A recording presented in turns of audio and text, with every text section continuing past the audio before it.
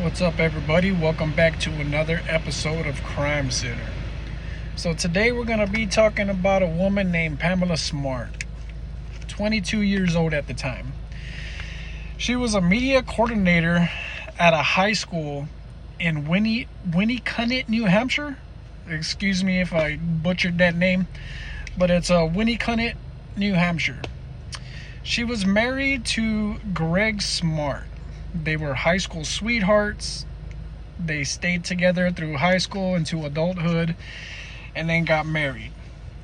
When they got married, they were about a year into the marriage, and she found out that he was cheating on her. So in turn, she went and she started having an affair, but she didn't pick an adult to do that. She picked a 15-year-old boy named Billy Flynn. She seduced him and tried to get him to be addicted to her through intimacy. And you know how it is when you have a 15-year-old boy, you can literally she spun him in her web and got him to do basically whatever she wanted. He was addicted to her.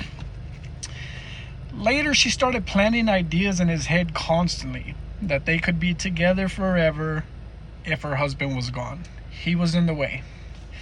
So I'm pretty sure you know where this is going. May 1st, 1990. He walked into their condo after work, and Billy and two of his friends were there waiting for him. He had no idea that they were in the house. They were there waiting in the dark as he come home from work, and they carried out their plan. They got him to the ground where he was shot execution style. Pamela, during all of this, was at the school doing a meeting, and she figured that this would be the perfect alibi. The only problem is one of the boys that did this, I don't know if it was from a guilty conscience or if he was scared or whatever happened. One of the boys confessed a few weeks later and implicated both Billy, his friend, and her, Pamela. So, of course, the cops get a hold of this and they find out everybody who's involved. They get them all together, arrest them, and they start asking questions. Billy gave them the whole story, and in trial, he said that Pamela had told him he could prove his love for her by getting rid of Greg. She, of course, maintained her innocence and said Billy did it on his own out of jealousy. A 15-year-old boy just decided to eliminate somebody out of jealousy, right? But the good thing is the jury didn't buy it. The most damning evidence that they had was a recorded audio from Pamela talking to another student who she believed was a friend. And in the recording, she talks about the incident, and the jury just couldn't ignore the way her nervous laughter and evasion of the whole conversation was. And she talked about covering it up. So basically, she was, in so many words, she was guilty, right? She's saying it herself. So that was enough for the jury. In 1991, she was found guilty of being an accomplice to murder, conspiracy to commit it, and witness tampering. She received life without parole. She was sent to Bedford Hills facility in New York, a women's prison, and was one of the first widely publicized crimes followed by the media. Back then, they weren't big old stories like that. She was literally, I think, the first one where the media started making these things into big, huge stories, and she was the first. So Billy did his time for the crimes, and he was released in 2015. And I feel bad for the kid because that's exactly what he was, a kid. And you got this grown woman that is feeding all this stuff into his head. You know how kids are easily they're gullible. that you can get them to do things easily. And the sad thing about it is that this woman slept with a child, brainwashed him into doing her dirty work, and used intimacy and her looks to get it done.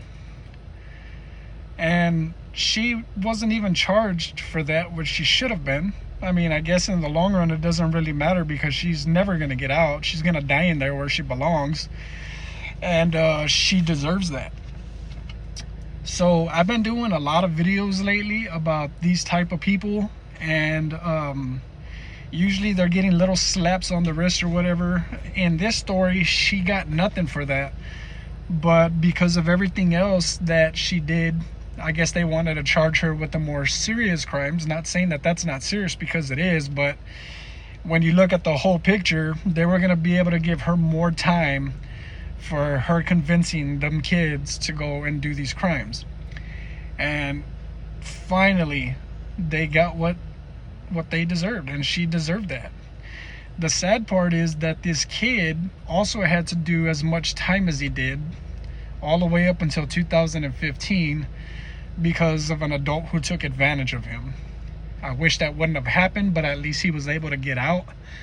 And hopefully he's living his life good now. Like, hopefully he's staying on the right track and he's doing things he's supposed to do. He's older now, smarter now. And I wish him the best. And to her, who still does a lot of media stuff and still tries to say she's innocent, you're right where you belong. Even if you were innocent of those crimes, which I highly doubt, you deserve to be in prison for the rest of your life for taking advantage of a child. There's no sympathy for you. I'm glad you're never going to get out. You're exactly where you belong. Everybody like you belongs there as well. I don't care what anybody says. Yes, people can change, but those type of people, I don't think they can. Because it's not something that they've been brought up to feel. They do that out of a sick desire for the youth of people. There's something about youth that gets them. And that's just something ingrained in you. I don't think you can all of a sudden say, oh, I don't like that anymore. I don't think it works like that. So I know today's story was a little bit different, but I felt like it was a good story to be told, because even to this day, she's rotting in prison where she belongs. If you like this video, go ahead and give it a like. If you're not subscribed, please subscribe to my channel. I really appreciate all the love that y'all show me, and hopefully we can get this channel to grow even bigger. That's my goal, and to entertain y'all with as many stories as I could come out with. So until next time, like always, stay tuned.